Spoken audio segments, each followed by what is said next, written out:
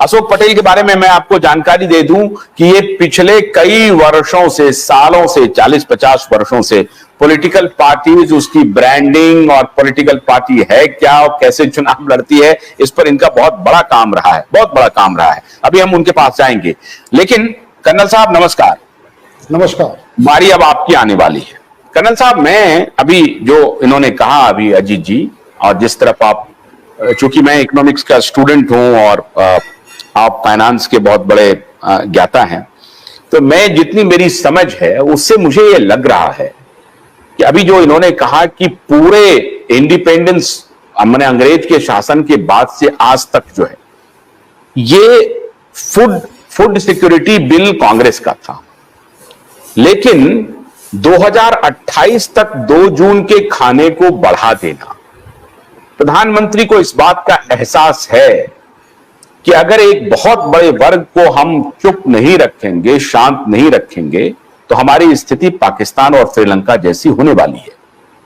क्योंकि ये जो चमक है, जो चमक दमक दिख रही है, ये चमकता हुआ हाईवे, ये क्या कहते हैं वो शताब्दी ट्रेन और वंदे भारत ट्रेन और उड़ान सेवा से एयरपोर्ट, ये बहुत इंपैक्ट नहीं डाल रहा है या मिनिमल है इसका इंपैक्ट। एक जो बहुत बड़ी आबादी है जिसको रोजगार चाहिए, जिसको इनकम चाहिए, जिसके लिए आपको दृष्टि थोड़ी बदलनी पड़ेगी या विलेज सेंट्रिक आपको एग्रेरियन ग्रोथ पर ध्यान देना पड़ेगा, वहां एम्प्लॉयमेंट जनरेशन कैसे हो उसको देखना पड़ेगा। अभी मास एक्सोडस हो रहा है, गांव से लेबर का पलायन हो रहा है और शहरों में स्कैटर्ड है, अलग अलग शहरों में, दिल्ली मुंबई जैसे जो टायर 1 और टायर 2 सिटीज में शिफ्ट कर रहे हैं। क्या ये एक बहुत बड़ा कारण है वोटर के उदासीनता का, और वो रिफ्लेक्ट हो रहा है चुनाव में। ये जो इकोनॉमिक डिस्ट्रेस है, अनएम्प्लॉयमेंट है, और इसकी वजह से लोग नाराज हैं, गुस्से में हैं और उनको लगता है छोड़ो, सब तो एक ही जैसा है, जैसा कवि जी कह रहे थे। जी, मैं ये ऐसा नहीं समझता इसे। मैं इसे ऐसे दृष्टिकोण में रखता हूं कि देश में तरक्की काफी हो रही है, और जैसे अजीत, मैं ये नहीं कह रहा हूं कि मोदी जी इसके लिए दो गुनहगार हैं, मैं ये कह रहा हूं कि एक सिस्टमेटिक प्रॉब्लम है, उससे ओवरकम कैसे बाहर आया जाए। देखिए, ये हमारे देश में सबसे बड़ी समस्या क्या है कि लोगों के पास डिग्रियां हैं लेकिन स्किल्स नहीं है। तो इसीलिए सरकार ने इस बार फोकस किया है स्किल डेवलपमेंट, और सबसे बड़ा रोजगार जो देने वाला है मेरे समझ से ये एक टूरिज्म सेक्टर है। और टूरिज्म सेक्टर मतलब जहां पर लोग का आवाजाही ज्यादा रहे और लोग पैसा खर्च करने में हिचकिचाए नहीं। इसके अंदर में कि जो लोकल एंटरप्रेन्योरशिप है। देखिए, ये मुर्गी अंडा की जो बात आप कर रहे हैं कर्नल साहब, आप कह रहे हैं स्किल नहीं है। अरे तो स्किल तो 2000 में भी नहीं था, लेकिन कैसे एम्प्लॉयमेंट जनरेट हो रहा था? तब आपको मनरेगा की आपने मनरेगा क्या को हास्यास्पद कहा ना।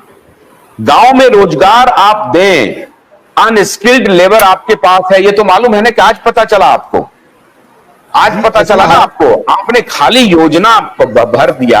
आपने अभी कौन सी योजना की थी वो 17 फरवरी को जो आता है, 17 सितंबर को जो आता है, वो कौन सी योजना है वो?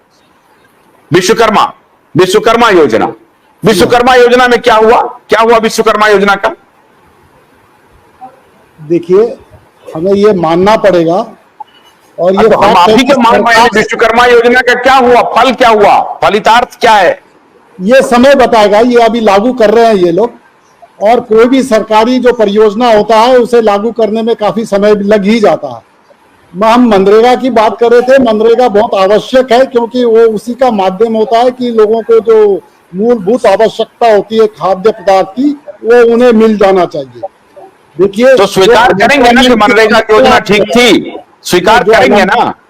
क्या कर्नल साहब स्वीकार करेंगे ना कि मनरेगा योजना ठीक थी? मैं इससे इनकार नहीं कर रहा हूं। ये एक ऐसी परियोजना होनी चाहिए क्योंकि सरकार सबको एम्प्लॉयमेंट नहीं दे सकती है। तो स्वीकार करेंगे ना कि प्रधानमंत्री ने जो हंसी मजाक उड़ाया था इस योजना का और कहा था कि, आपको याद होगा पार्लियामेंट में किस प्रकार से इस पर बहुत बहुत हंसी उड़ाई गई थी इस योजना की, तो प्रधानमंत्री अब स्वीकार करेंगे ना? देखिए, ये मनरेगा का जो योजना है वो उस समय में काम आता है जब देश में बहुत सूखा पड़ जाएगा या कोई आपातकाल स्थिति हो जाएगी, तो वहां के लोकल लोगों को पैसा ट्रांसफर करने का कोई मैकेनिज्म होना चाहिए। घर बैठे बिना काम के पैसा देना मतलब ये इकोनॉमी के लिए बहुत बड़ा नुकसान और समाज के लिए भी नुकसान हो जाएगा। अरे घर बैठे कहा था, बिना काम के थोड़ी रोजगार मिल रहा, पैसा मिलता था, काम के बदले रोजगार था। एक सवाल पूछूं कर्नल साहब को, एक छोटा सा सवाल। टूरिज्म सेक्टर जो है भारत का वो 4.6% कंट्री के जीडीपी है, 4.6%, याद रखिएगा। और टूरिज्म सेक्टर जो है लास्ट 9 इयर्स का प्रोजेक्टेड फिगर नहीं, लास्ट 9 इयर्स का वो 5% भी ग्रोथ नहीं है। आप कहिए तो आपका हम डेटा का देश दे दें, और अभी प्रोजेक्टेड ग्रोथ है, प्रोजेक्टेड 9.63%, मतलब फ्यूचर में करेंगे। और पिछला 5% और 4.6% ओवरऑल कंट्री का जीडीपी है।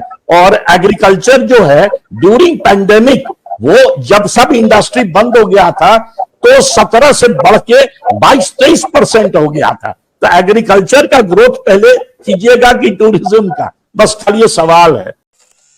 गन्ने की कड़ी बुनियाद, जिसे मराठी में खुड़किया और कुछ उत्तर भारत के क्षेत्रों में खुटकी भी कहा जाता है, उसे केवल भोलानाथ का 2-in-1 बैटरी ऑपरेटेड हार्वेस्टर कम ब्रश कटर आसानी से और बिना रुकावट के काट सकता है।